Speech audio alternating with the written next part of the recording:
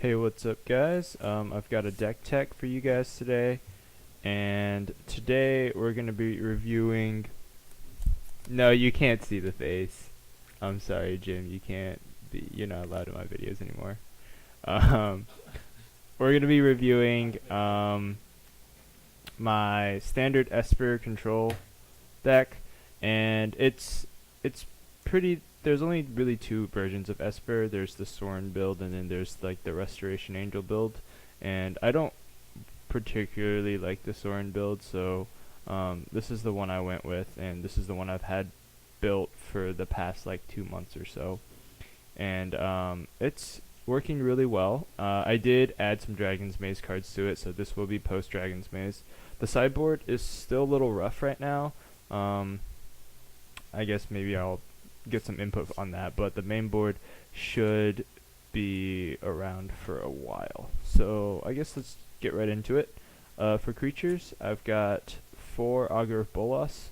Not only is this guy a really good chump blocker, I'm also running enough spells to... That's a bad glare.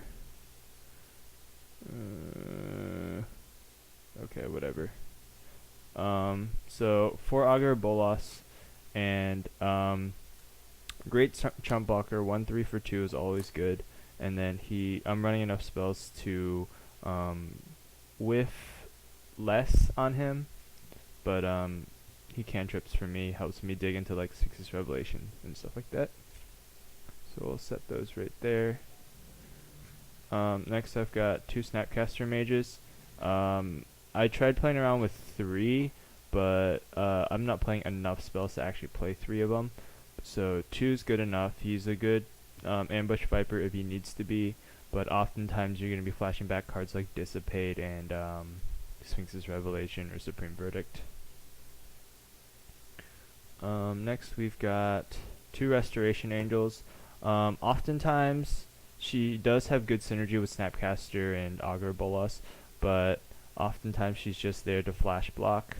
If I could run 6 Supreme Verdicts, I would, but she fills the slot quite nicely, and there have been times where I have just killed my opponent by 5ing them a turn with like a Snapcaster and a Restoration Angel.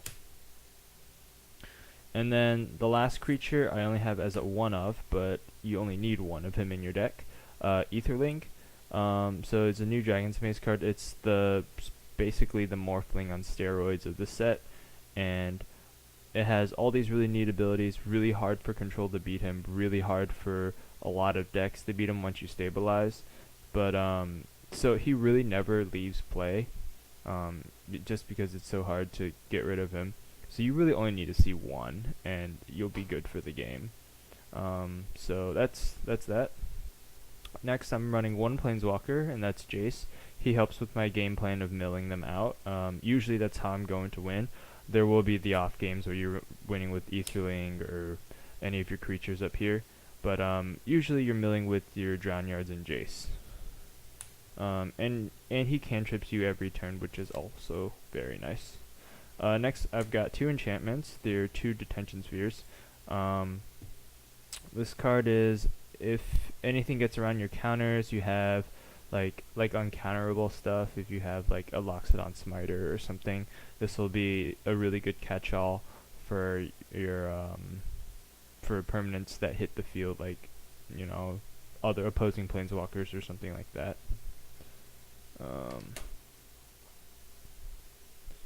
And next I've got 4 Azorius Charms.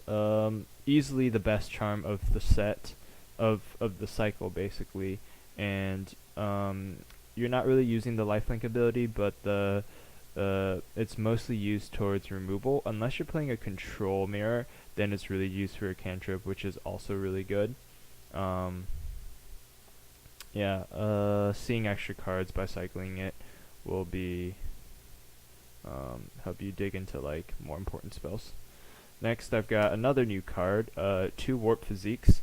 I was playing around with 3, and 3 is fine, but there was another card that I wanted instead of it, so I'm only playing 2. If you guys keep up with the meta of Esper, I guess, you'll know that the old decks used to run 4 charms, 2 Devour Flesh and then like 1 Ultimate Price or 1 Dimir Charm. Well, those cards are kind of obsolete now, so they've been replaced by Warp Physique, since it gets around a lot of things like indestructibility. It gets around a lot of things like regeneration and stuff like that.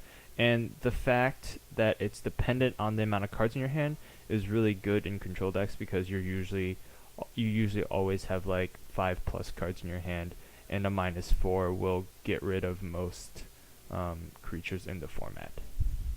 And then next I've got 1 Far and Away. This card's really good, especially if you cast it for its fuse cost.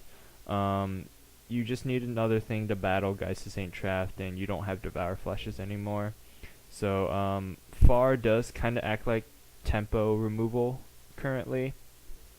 So it doesn't remove them, but it gets rid of, like, it sets your opponent back like one or 2 turns, and it will really help you stabilize.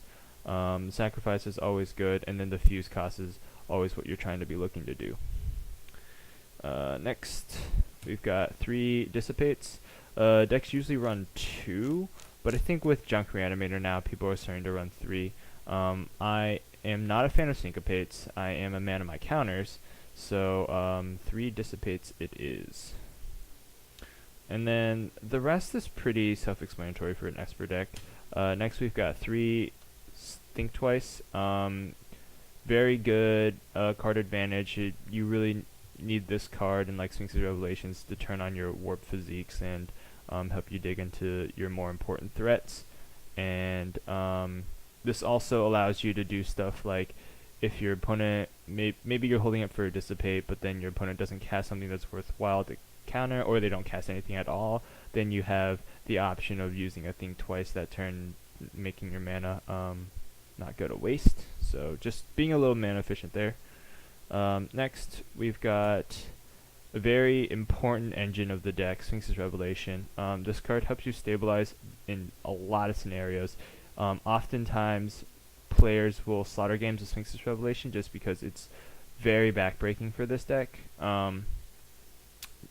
Just because this deck relies on Sphinx's Revelation so heavily, and there's a reason why this card's like $20. I don't know if it's still $20, but when I got it, it was like, it was like $8, but it was it's very, very important. The life gain matters so much, especially since you're not running that many creatures. And last but not least, you've got 4 Supreme Verdicts.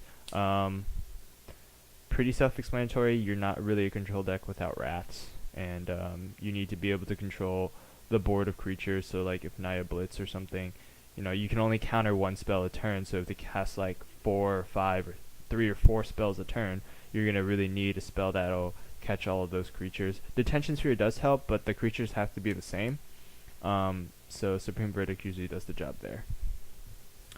Alright, so I guess we'll move on and talk about lands.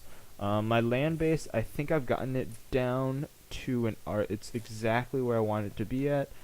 And we'll go right into it. So I've got 4 Glacial Fortresses. We're running all the duels, 4 Drowned Catacombs, 4 Isolated Chapels,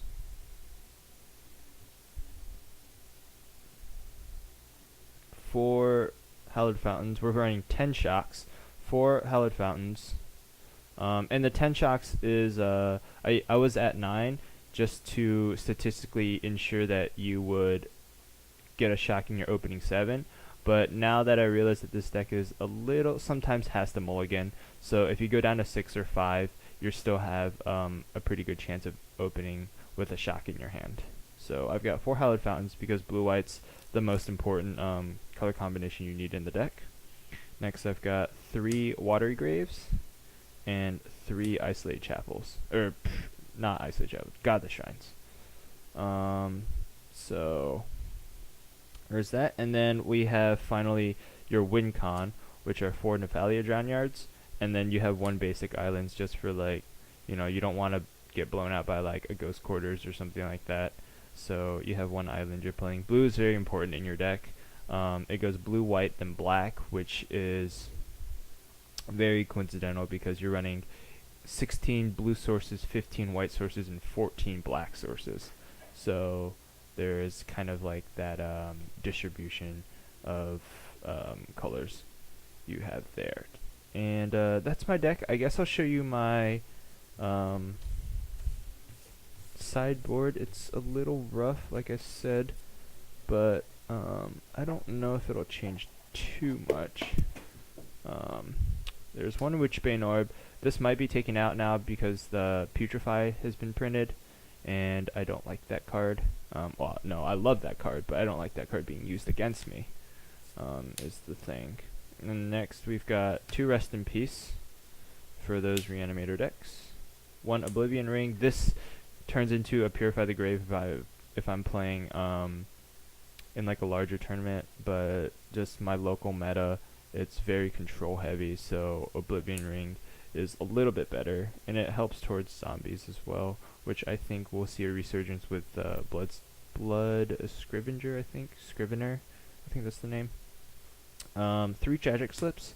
Arguably these can be additional warp physiques, but I don't know right now. This was the plan against like blitz or very aggressive decks before Dragon's Maze. I've got 2 negates, control decks, Jund. It comes in against Jund because they side into like Underworld Connections and Planeswalkers and stuff like that. 1 Psychic Spiral, again control decks. 3 Duress, comes in against Jund, control decks, very good against the flash decks. I know those aren't seeing too much play, but still very good card. And then finally we've got 2 Planar Cleansings, and that definitely comes in against Jund. It comes in against tokens, which I also think we'll see another resurgence because of Advent of the Worm and a lot of just token generators. So that's my sideboard. What I'm debating about changing right now, obviously the Witchbane Orb, the Oblivion Rings, and the Tragic Slips.